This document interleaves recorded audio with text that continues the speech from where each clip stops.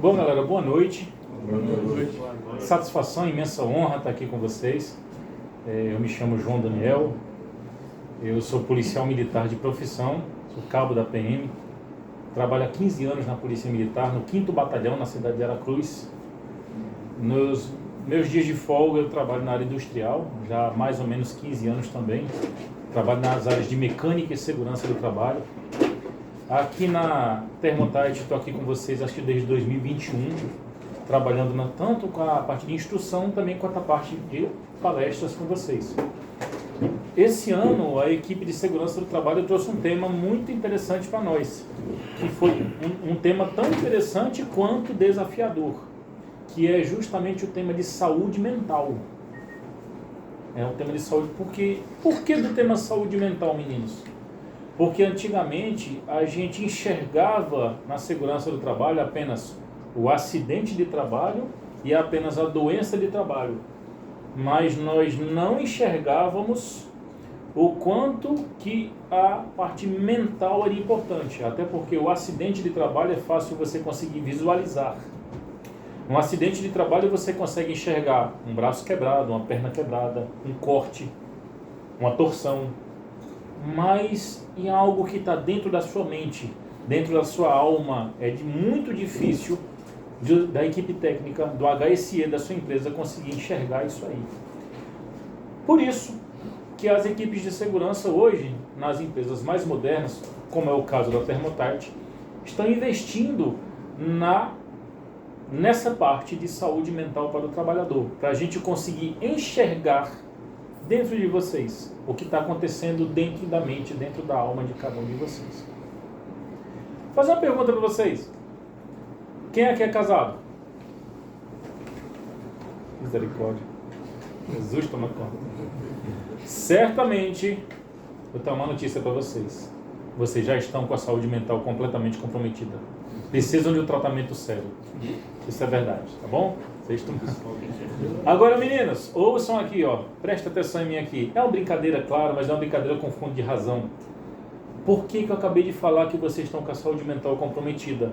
Porque vocês tiveram que fazer uma decisão. Vocês tiveram de tomar uma decisão. Professor, como assim? O primeiro estresse que o ser humano tem é ter de tomar uma decisão. Nós tivemos um pensador muito grande chamado Rousseau, pensador do século XVIII, pensador francês chamado Rousseau. E ele escreveu uma obra onde nessa obra ele dizia o seguinte, presta atenção na obra dele. Ele dizia o seguinte: o gato gateia, o cachorro cachorreia, a girafa girafeia e o homem é diferente. Um gato nasceu para ser gato. Um gato, ele sabe como ser gato. Ele já nasceu pronto. A natureza já fez ele pronto. Um gato não precisa treinar para ser gato. Ele não precisa de um curso técnico, de uma faculdade de especialização para ser gato. Ele sabe ser gato. Ele sabe miar. Ele sabe dar mamar aos filhotinhos. Alguém já viu aí uma ginecologista ou de gato? Ou ainda um obstetra que faça o parto do gatinho, do nenenzinho, do gato? Ele não precisa, eles sabem como fazer. Já nasceram para aquilo. Agora, em contrapartida, galera, alguém já viu um gato bilíngue? Alguém já viu um gato que sabe miar e sabe latir também? Alguém conhece algum? Não? Não? Alguém de vocês já tentou falar inglês? Tentou fazer algum curso para aprender inglês? Sim? É um sinal de que você não nasceu pronto. Isso é um sinal, galera, de que vocês estão sendo construídos a cada dia. Você, como ser humano, não está fadado a seguir simplesmente a sua natureza. Você pode optar por ir contra a sua natureza. E isso que nos torna o que nós chamamos de Homo sapiens. Professor, o que é um Homo sapiens? Eu ouço tanto falar esse termo, mas eu nunca entendi o que é. Homo sapiens é aquele homem que sabe que sabe. Agora piorou foi tudo, né? Lasco. É um homem que sabe que sabe. Como assim, professor? O Homo sapiens é o homem que tem consciência da sua capacidade racional. Ele tem consciência do quanto é inteligente. Um gatinho é inteligente? Certamente. E o cachorro? Ixi, muito mais inteligente. Quem de vocês nunca viu os K9 da PM, né? Todo mundo aqui já viu, né? Já viram como aqueles cachorros são inteligentes? Incrível aquilo, né? Mas será que ele tem consciência do grau de inteligência dele? Não? Não tem. Ele segue apenas a natureza. Segue apenas o que a natureza programou ele para seguir. Já o ser humano, não. O ser humano, ele consegue tomar decisões. E o tomar de decisões, certamente, é o primeiro estresse que o ser humano pode ter na vida. Não se preocupe que vamos falar de estresse daqui a pouco, tá? Não se preocupa não, que a gente vai explicar também sobre estresse. Vamos seguir o passo a passo? Eu separei para vocês, na verdade eu fiz um livro, meninos. Fiz um livro para a gente poder falar hoje para vocês. E separei alguns capítulozinhos pequenininhos para a gente estar debatendo hoje com vocês. Capítulo 1. O que é vida? O que é a vida? Talvez eu faça essa pergunta e você fique... Pô, professor, tem um monte de respostas para isso. Verdade. Não é uma resposta como 2 mais 2 são 4. Mas existiu um grande dramaturgo inglês chamado William Shakespeare. Todo mundo já ouviu falar de Shakespeare, não já? Escreveu Romeu e Julieta, escreveu Hamlet. Grande dramaturgo. Ele dizia o seguinte: ouçam o que é que Shakespeare dizia. A vida é como uma peça escrita por um idiota. O homem é um pobre palhaço que sobe ao palco, dá algumas cambalhotas e logo se fecham as cortinas. Não precisa ir tão longe. Você pode ir no texto da Bíblia, por exemplo, onde a Bíblia fala que a vida é apenas um conto ligeiro. A Bíblia fala ainda que a vida do homem é de 70 anos e aqueles que por sua muita robustez chegam aos 80, o que lhes resta é apenas canseira e enfado. E a Bíblia ainda tem um outro texto mais bonito ainda, fala assim, ó: e se lhe tiram a respiração, logo morrem. Então nossa vida é apenas um fio. É um fiozinho apenas. E você só tem, ao contrário dos gatos, só tem uma. Então, por isso, galera, que nós temos esse cuidado. Nós da segurança do trabalho devemos ter esse cuidado com a vida dos nossos trabalhadores. E você, principalmente, é o principal, a pessoa que deve se preocupar mais com a sua própria vida, porque ela é sua. Não só a sua, como dos demais colegas, mas nós vamos falar sobre isso daqui a pouquinho. Capítulo 2. O que é que você é para a empresa? O que você representa para a empresa? Para pensar. Alguém de vocês, vocês recebem isso todo mês, tá? Alguém de vocês sabe o que é um contra-cheque? Alguém dos senhores sabe o que é um contra-cheque? Professor, eu sei, mas não sei explicar. Todo mês vem para mim. Quando eu olho para ele, eu não sei se eu rio ou se eu choro, né? A gente fica na dúvida quando você olha o contra-cheque. Você não sabe se ri, né? A maioria de nós chora quando vê o contra-cheque. Enfim, então realmente é um sentimento de estresse, né? Quando você olha para o contra-cheque, assim, a gente não sabe se ri ou se chora. Até a parte do cheque eu ainda sabia que o cheque era aquele negócio que a gente preenchia, né? E dava para outra pessoa como pagamento. Sim, o cheque é um título.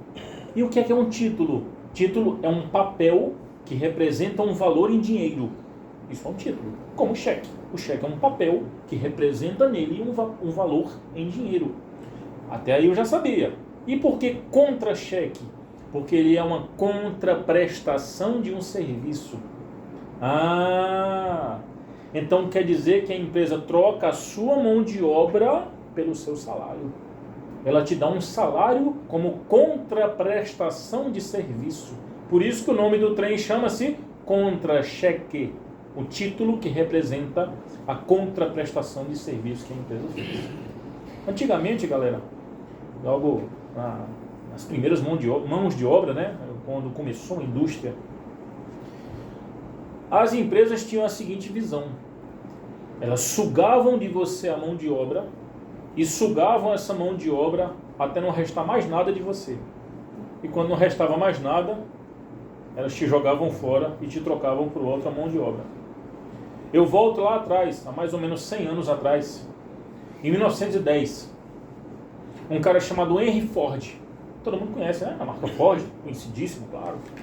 O Henry Ford não inventou o carro, ao contrário do que muita gente pensa. Quem inventou o carro foi um alemão chamado Carl Benz, 1887, alguns anos antes do Henry Ford. O Henry Ford ele não inventou o carro, mas ele teve uma brilhante sacada. Ele inventou a linha de montagem. Antes do Ford, o carro era montado de forma artesanal. Vinham os artesãos e montavam o carro de forma artesanal. Com Ford não. Um vinha encaixava as rodas, outro vinha encaixava outra peça, até que no final das contas saíam 1000 carros de cada vez. Ele conseguiu reduzir o carro de 1 semana para 40 minutos.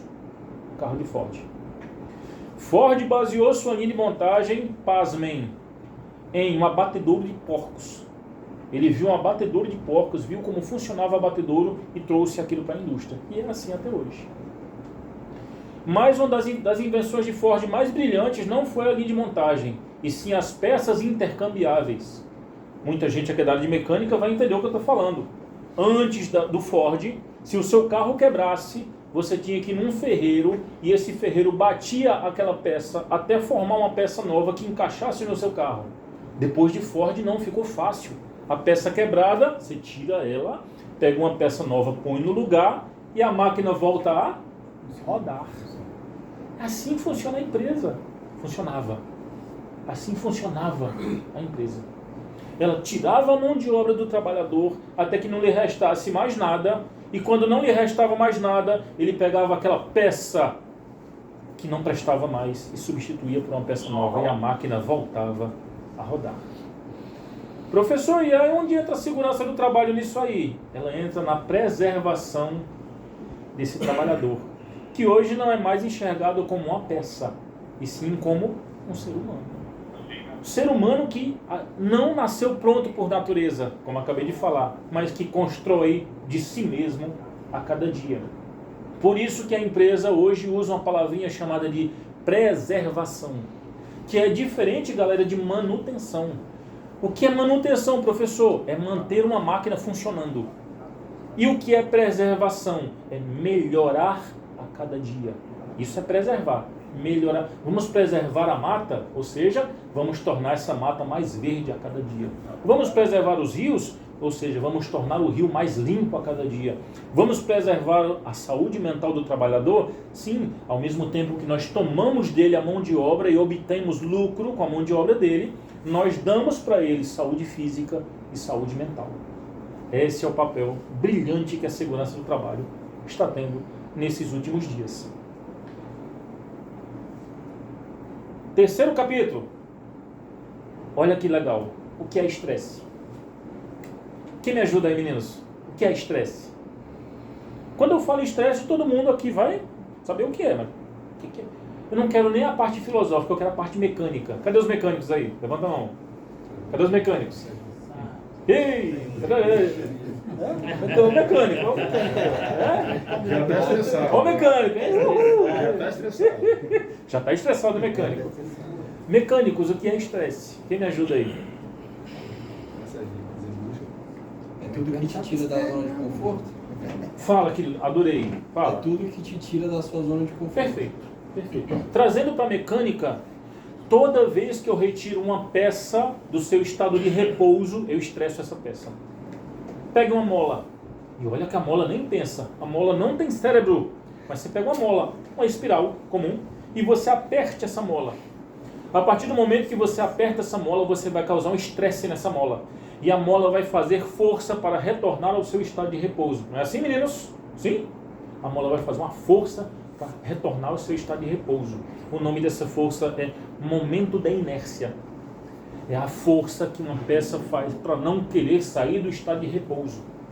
Professor, a partir do momento que eu aperto essa mola, acontece o que com ela? Eu estresso essa mola. E se eu estressar demais a peça, acontece o que com a peça? Ela vai fadigar. E o que é fadiga? O excesso de estresse. É um estresse no qual eu aperto uma peça e quando eu soltar essa peça, ela não consegue mais voltar para o seu estado original. É isso que acontece muitas vezes com o nosso trabalhador. Muitas vezes a empresa, no dia a dia, a jornada extenuante de trabalho e etc. A má convivência com os colegas. estressam esse trabalhador a um longo prazo, de uma forma que a mente desse trabalhador não tem mais tempo nem coragem de se recuperar. E ele permanecerá naquele estado de fadiga e não volta mais para o estado inicial de repouso. Aí entra o psiquiatra, psicólogo, terapias, remédios, etc. Você adoece mentalmente. Você foi uma peça que foi fadigada. Sim? Todo mundo consegue enxergar isso? Seu trabalho só vai te estressar por um motivo. Seu trabalho só te estressa por um motivo. E preste atenção nisso aqui, que isso aqui é muito interessante. Seu trabalho só te estressa se você não consegue enxergar objetivo no seu trabalho. Quando você não entende para que serve o seu trabalho, ele te estressa. Mas quando você consegue enxergar objetivo, um fim para o seu trabalho, uma moral, um valor para o seu trabalho, não valor financeiro, não valor humano para o seu trabalho, aí ele não te estressa. Você quer ver? Alguém de vocês acham que um bombeiro ganha muito dinheiro? Milhões de salário? Não? Não? Alguém de vocês já viu um bombeiro de cabeça baixa? Todos eles andam como? De cabeça erguida, de peito aberto. E sabe o que o bombeiro faz? Ele entra num prédio em chamas para salvar uma pessoa que ele nunca viu na vida. Quanto salário vocês acham que pagaria um ato desse? Você sabe o que o policial militar faz? Sobe o Barra da Penha em direção aos tiros, enquanto as demais pessoas estão fugindo dos tiros. Ele sobe em direção às balas. Quanto salário valeria isso aí? Então, galera, por que essas pessoas fazem isso? Porque eles enxergam valor naquilo que fazem. Enxergam que estão salvando vidas. Enxergam que estão contribuindo por uma causa maior. E isso faz delas trabalharem de cabeça erguida. Isso faz delas acordarem de manhã cedo. Isso faz elas vestirem a farda com orgulho e irem trabalhar. E sustentarem suas famílias com dignidade. Professor, mas eu não sou policial, não sou bombeiro. Eu trabalho aqui com tubulação. E nem trabalho nem com a tubulação, trabalho com revestimento. Né? Revestimento, né, galera? Da tubulação. Então, não tem nada a ver com o serviço da polícia nem do bombeiro. Eu não enxergo o valor nesse trabalho. Claro que tem.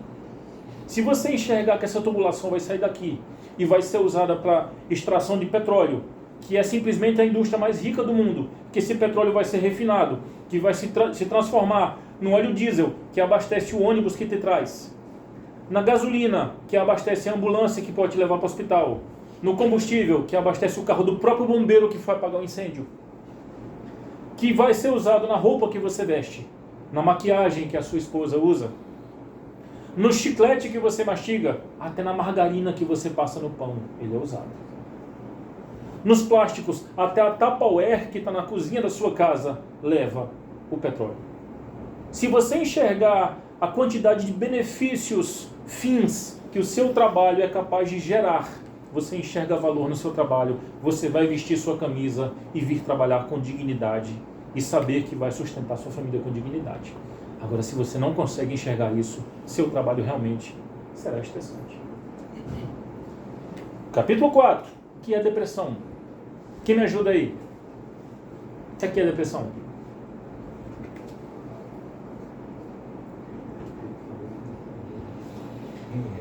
Eu tenho um filho que hoje está fazendo 10 anos de idade.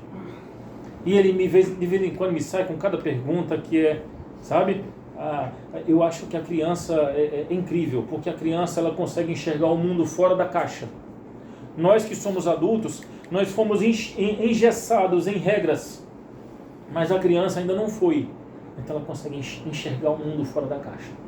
Meu filho chegou para mim um dia e perguntou: pai, Deus consegue prever o futuro? Eu disse: não, Deus não consegue prever o futuro. Deus já está lá, assim como já está no presente, e assim como estava no passado, o tempo todo, porque Ele consegue enxergar o tempo em uma linha só, e isso é chamado de onipresença. E nós, galera, você consegue prever o futuro? E o passado? Muito menos. Nós só conseguimos viver um momento de cada vez, e isso é chamado de presente. Não é chamado de presente à toa, é porque foi dado de presente para você. É um momento do tempo, olha que interessante, é um momento do tempo que foi dado de presente para você. Quando você tenta antecipar o futuro, quando você tenta enxergar o futuro antes dele chegar, quando você tenta viver o futuro antes desse futuro chegar, isso é chamado de ansiedade. E essa ansiedade te adoece. Ansiedade é excesso de futuro. Ansiedade é quando o trabalhador ele tenta viver um futuro que ainda não chegou. Ele tenta trazer os problemas do futuro, tenta trazer coisas do futuro para o presente de agora, que ele nem viveu ainda. Ele entra em ansiedade, ele se estressa, ele adoece. Professor, mas você não falou de depressão ainda. O que é a depressão então? É o contrário, é excesso de passado.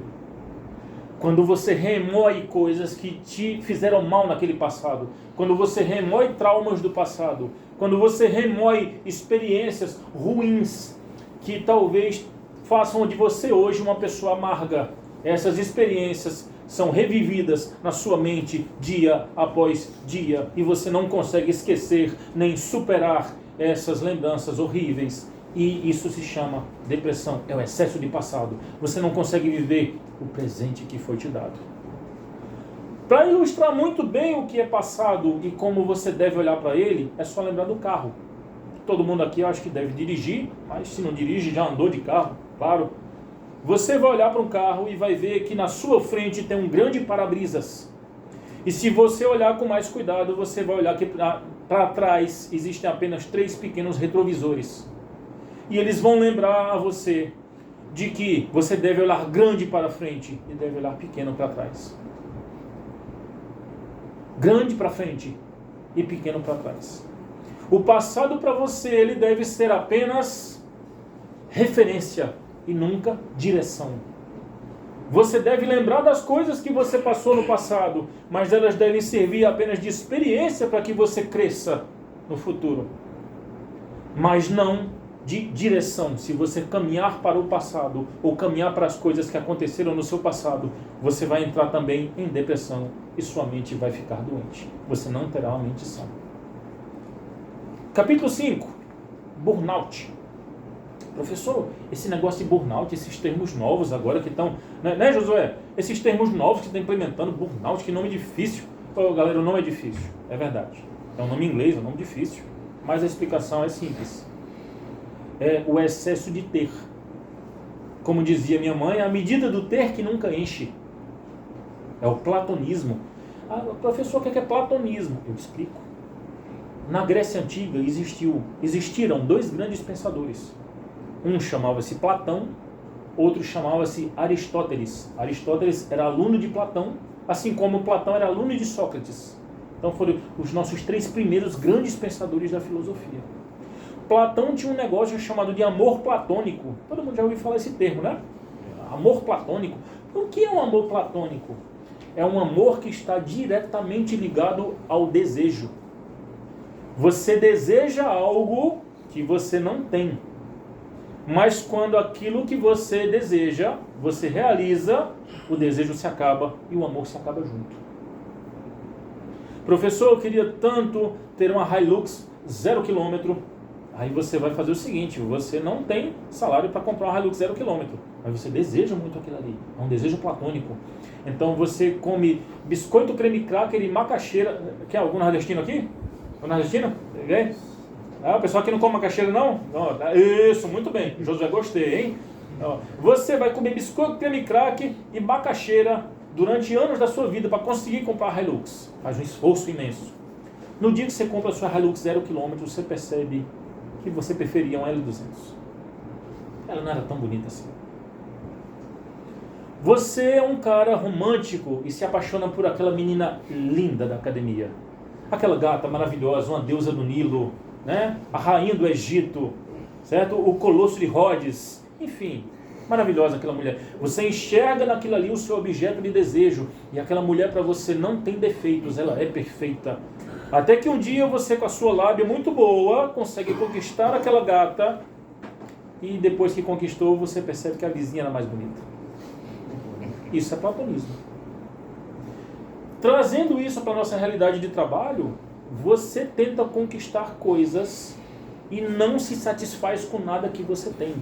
O seu serviço é ruim, o serviço do outro é melhor. O seu cargo é ruim, o cargo do outro é melhor. A sua empresa é ruim, a empresa do outro é melhor. Isso é burnout. É você se estressar com aquilo que você não tem e você se estressar com um desejo que, se fosse realidade, não teria valor nenhum para você. Eu me lembro muito da ostentação. É uma coisa que me faz muito lembrar a ostentação. Alguém de vocês consegue me dizer o que é ostentação? O que é ostentar? Ostentar? Fala assim, professor, eu sei, mas não sei explicar. É assim? Eu sei, mas não sei explicar. Ostentar são 3 coisas, ó. Olha pra mim aqui, galera, ó. Presta atenção em mim, ó. São 3 coisinhas, ostentar. Comprar uma coisa que você não precisa, com um dinheiro que você não tem, para agradar pessoas que não se importam com você. Isso é querer mais do que você tem. Isso é platonismo. É um desejo exacerbado, exagerado. Já existia um outro pensador chamado Aristóteles, que esse se continha com as coisas que ele tinha. Eu tenho um carro, eu vou ficar satisfeito com o carro que eu tenho. É o que eu tenho. Eu tenho esposa, vou ficar satisfeito com a esposa que eu tenho. Às vezes a vizinha é até mais bonita, mas não é minha. A esposa que eu tenho é essa. Vou ficar satisfeito com ela. Esse cara provavelmente vai ter uma mente muito mais saudável do que aquele outro que deseja coisas que provavelmente ele nunca vai conseguir alcançar. Isso é burnout. É o desejo pelo inalcançável. Você se estressa por algo que você não alcançou. Ninguém é competente o tempo todo. Você não vai conseguir ser competente o tempo todo. Nós erramos. Nós erramos. Nós não conseguimos ser bons naquilo que fazemos o tempo. Você pode até ser bom naquilo que você faz, mas você nunca será bom o tempo todo naquilo que você faz. Você vai cometer erros. E você é uma pessoa difícil. Porque você tem paciência com todo mundo, menos paciência com você mesmo. Você cobra pouco de todo mundo, mas cobra muito de você mesmo. Você não tem paciência com seu próprio eu. Você não tem paciência com as suas próprias limitações. Eu vi uma frase muito interessante de um cara muito rico chamado Warren Buffett. Todo mundo já ouviu falar dele, né? Cara ricão lá, bolsa de valores, etc. Coisa e tal. Ele disse uma frase muito bacana. Ele disse: o homem é tão impaciente, mas tão impaciente, que ele não tem paciência sequer para ficar rico. Olha só. O ser humano não tem paciência sequer para ficar rico, de tão impaciente que ele é. Isso é burnout. Capítulo 6. É o contrário do burnout agora. Professor, eu vou dizer um palavrão para vocês, tá? Vocês não reparem não, tá? O professor vai dizer um palavrão. Vou xingar vocês agora. Seus conformistas. Acabei de xingar vocês. Alguém sabe o que é um conformista? O que é conformar? Cadê a galera da mecânica aí? Vai lá. É se contentar com aquilo que você já tem, por exemplo? Não exatamente. Não exatamente. Se contentar com aquilo que você tem é bom. Claro que com equilíbrio. Mas o conformista, vamos trazer para a mecânica?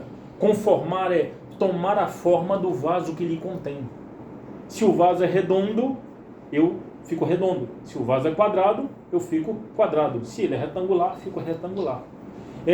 Se conformar, o conformista é aquele que não quer mais.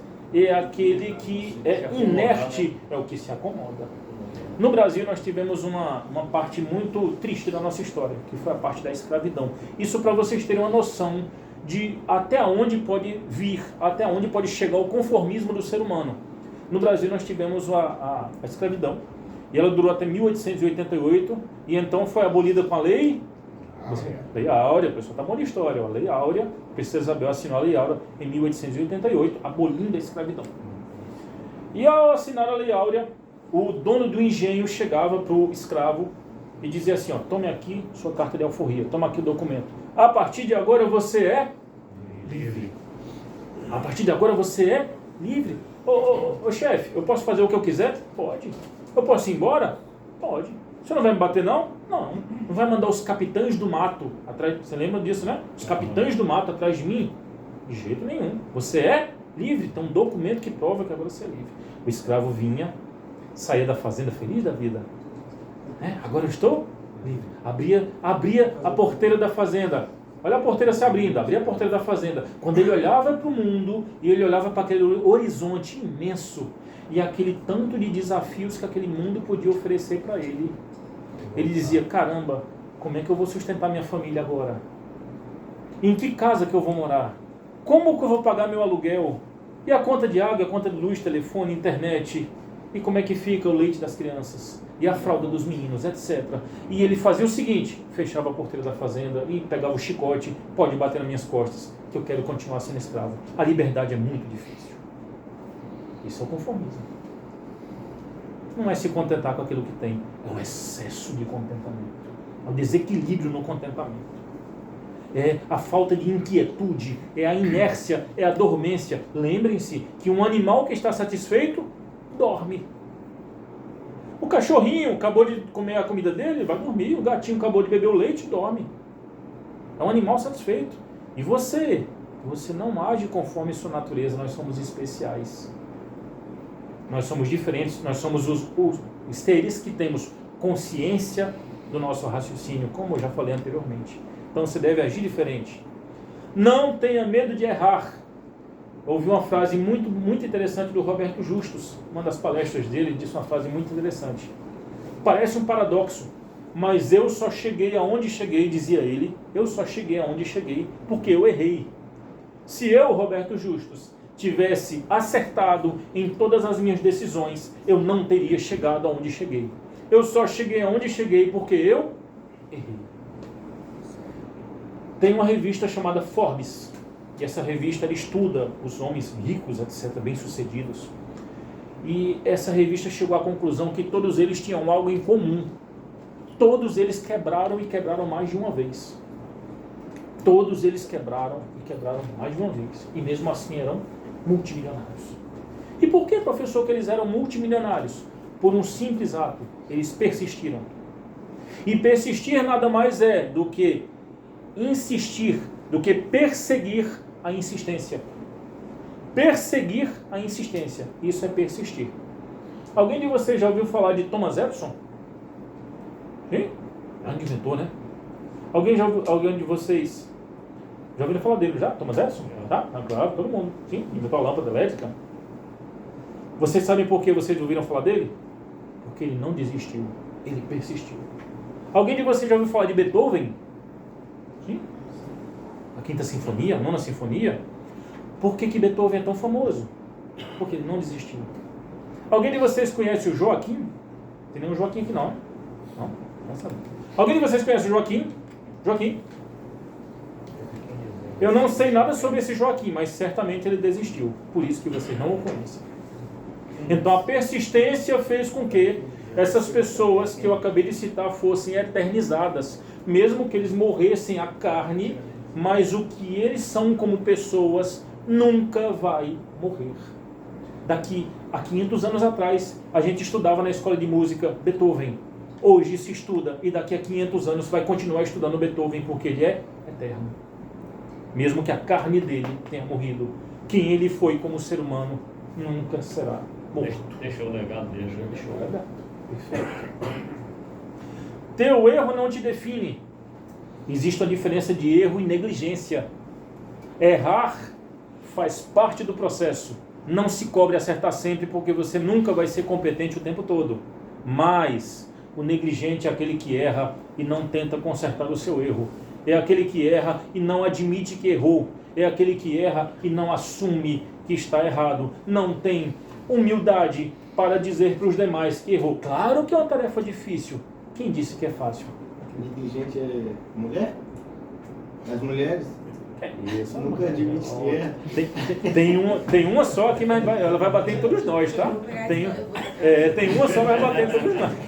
Você já me estressou. Você já me estressou.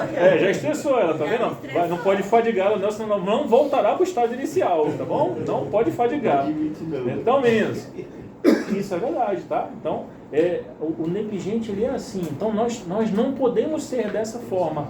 Nós temos de ter a hombridade de reconhecer o erro e tentar tomar um caminho diferente. Dizia Einstein, fazer a mesma coisa, de um mesmo modo, de um mesmo jeito, tentando alcançar com isso um resultado diferente, é pura tolice. Se eu fizer uma mesma coisa, de um mesmo jeito, de um mesmo modo, a única coisa que eu vou alcançar é o mesmo resultado. Então mude. Pois se você não mudar, a única coisa que você vai obter é o resultado que você está tendo até hoje. Se ele for negativo, você adoecerá da mente. Ok? Sua saúde mental será prejudicada. Não se compare com ninguém. Capítulo 7. O nosso livro aí, ó. Não se compare com ninguém. Quem lembra daquele filme O Protetor com Denzel Washington? Todo mundo lembra, né? Daquela cena que ele estava na cafeteria e ele estava lendo um livro. Uma cafeteria, viu uma moça conversar com ele, etc. E tal. Aquele livro chama-se O Velho e o Mar. E aquele livro foi escrito por um grande escritor famosíssimo americano chamado Hemingway. E esse escritor, ele disse uma frase muito interessante, que serve de lição para nós hoje. Preste atenção na frase dele. Não há honra em se comparar com nenhuma pessoa. A verdadeira honra consiste em ser melhor do que o seu eu de ontem. Vou repetir que essa frase é bonita, hein? Não há honra em ser melhor do que outra pessoa. A verdadeira honra está em ser melhor do que o seu eu de ontem. Lembra, você é um ser humano e você constrói de si mesmo a cada dia. Nós não nascemos prontos, nós vamos nos construindo como seres humanos a cada dia. Professor, se eu for na academia e for malhar na academia, eu vou ficar com o corpo do Arnold Schwarzenegger? Nunca! Ele era especial. Era, não, tá vivo, né? É especial. Agora, se você for na academia e começar a fazer exercício físico e simplesmente conseguir amarrar o cadastro do tênis, que antes você era obeso e não conseguia, e agora você consegue, é a sua vitória. Professor, se eu passar... eu tenho que passar num concurso da Receita Federal? Não, mas se eu passar num outro concurso aqui, coisa e tal, é a sua vitória. Professor, não cheguei no cargo de diretor da empresa, mas hoje eu sou o gerente da empresa. É a sua vitória. Você não precisa se comparar com outra pessoa, mas você foi melhor do que o seu eu de ontem. Essa é a verdadeira honra.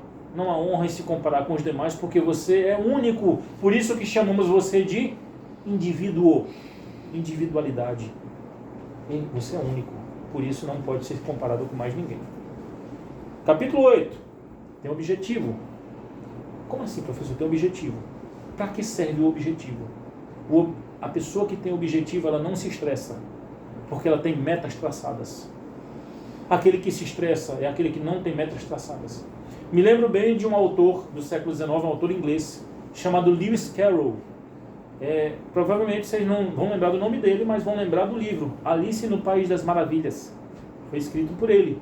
Era um livro onde a menina seguia um coelhinho, de repente ela caía no mundo das maravilhas, tipo Nárnia, no mundo das maravilhas.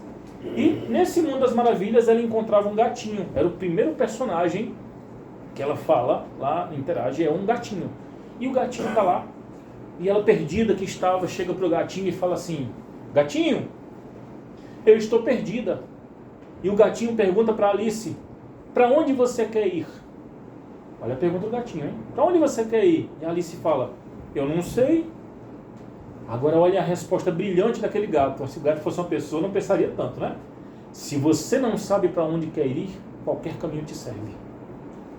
Se você não sabe aonde quer chegar, qualquer caminho te serve. Agora lembre-se de uma coisa: o caminho só é bom se o objetivo for bom.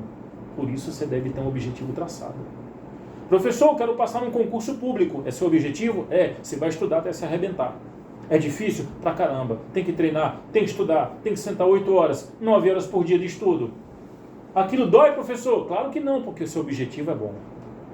Se o seu objetivo for bom, nenhum empecilho do caminho para chegar até esse objetivo será suficiente para parar você. Nada te para se você tem a sua meta traçada, se você quer chegar lá. Nenhum empecilho é suficiente. 9.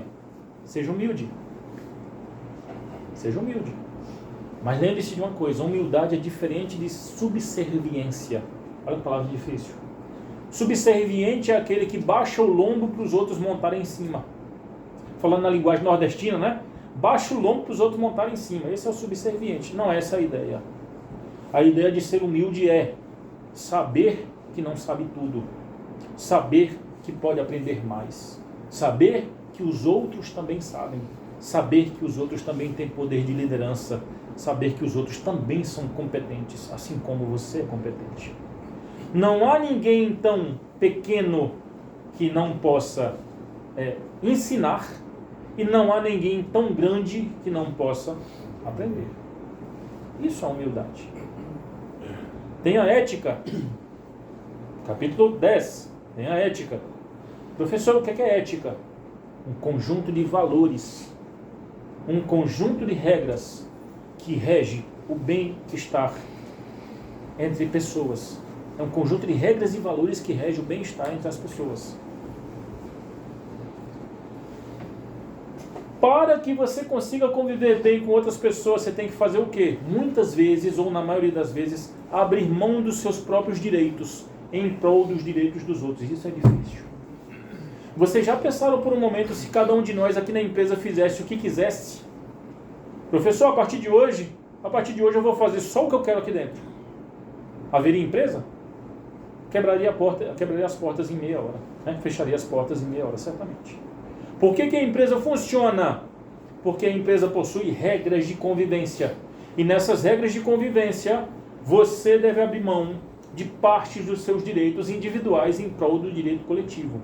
E o que a pessoa ética é aquela que, por si só, por iniciativa própria, abre mão dos seus direitos individuais em prol dos direitos dos outros. Para tanto, pessoal, você deve conhecer a si mesmo. Conhece-te a ti mesmo, dizia Sócrates.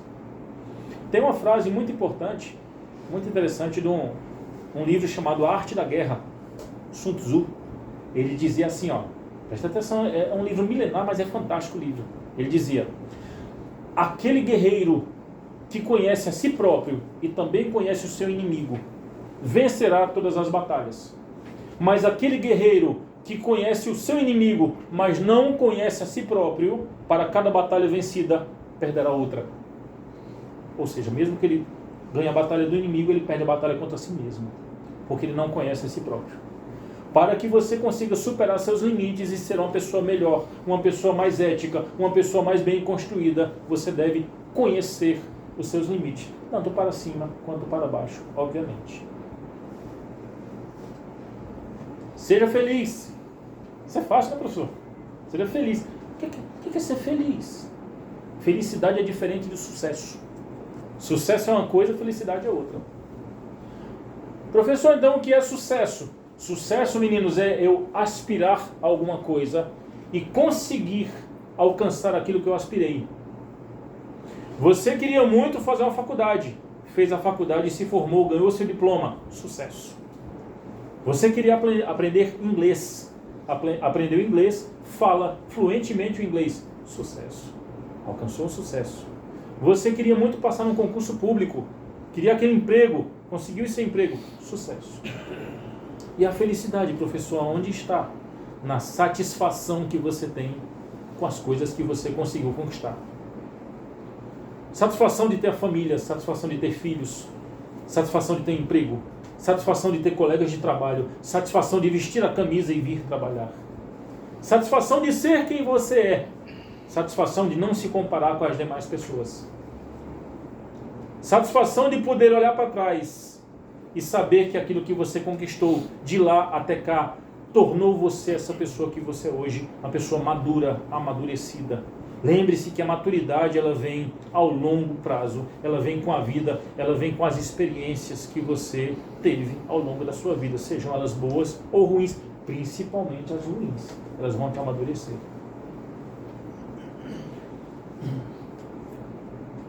Estou quase terminando. Seja generoso, 13º capítulo. Generosidade é Para explicar sobre generosidade, a gente recorre à natureza. Tem um grande teórico brasileiro, um grande homem. Ele é suíço, mas hoje mora na Bahia. Ele é um dos caras que conseguiu enxergar a natureza como ninguém. Ele é considerado o Einstein da floresta. Ele conseguiu enxergar a natureza como ninguém. E ele dizia que a gente deve imitar a natureza, porque a natureza é generosa. E assim nós, como seres humanos, deveríamos ser generosos também uns com os outros. Porque nós não somos inteligentes, nós somos apenas um pedaço de um grande sistema inteligente, que é tudo que nos rodeia. Preste atenção na frase do Ernest. Olha o que ele disse. Os rios não bebem da sua própria água. Os rios não bebem da sua própria água. As árvores não comem do seu próprio fruto. O sol não se ilumina da sua própria luz. Eles dão para os outros tudo o que têm. Isso é generosidade. A natureza é assim. Professor, mas se eu for assim com as outras pessoas, os seres humanos são ruins, eles vão se aproveitar de mim. Uma árvore frutífera, você pode tirar todos os frutos dela que ela vai frutificar novamente. A qualidade está na árvore e não na pessoa que colheu o fruto. Assim é você quando é generoso. Você será sempre uma árvore frutífera e que vai produzir bons frutos o tempo inteiro. E por mais que alguém tente tirar esses frutos de você, você simplesmente produzirá mais frutos. Lembre-se de um rio. Um rio sempre alcança o mar. O rio sempre chega no mar. E o rio ultrapassa todos os obstáculos. Mas o rio nunca enfrenta os obstáculos.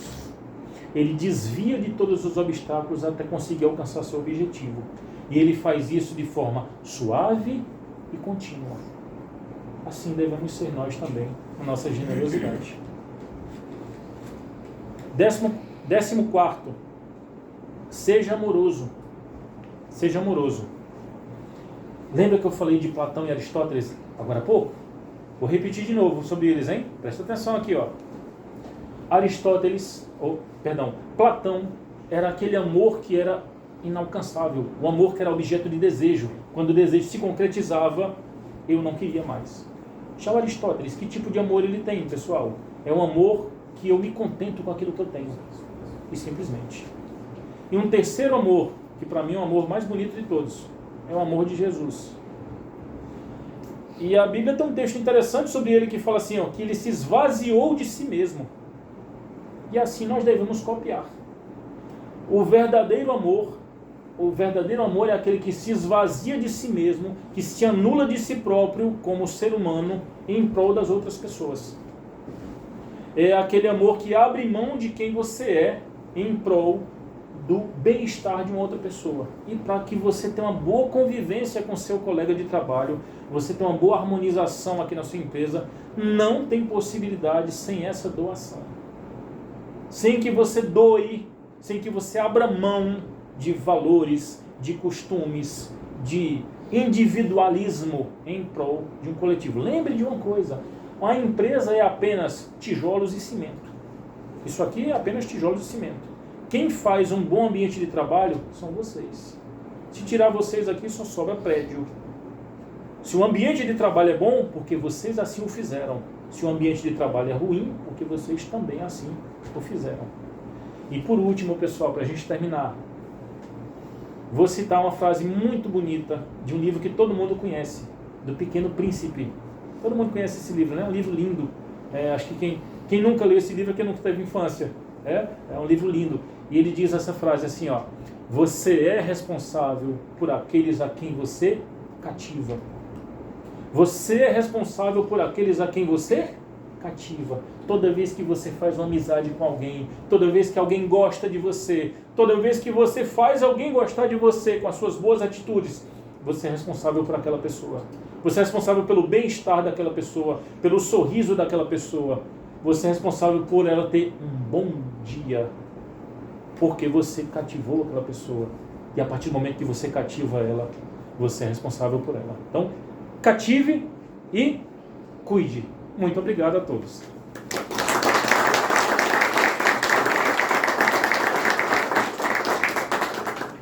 Josué, você vai.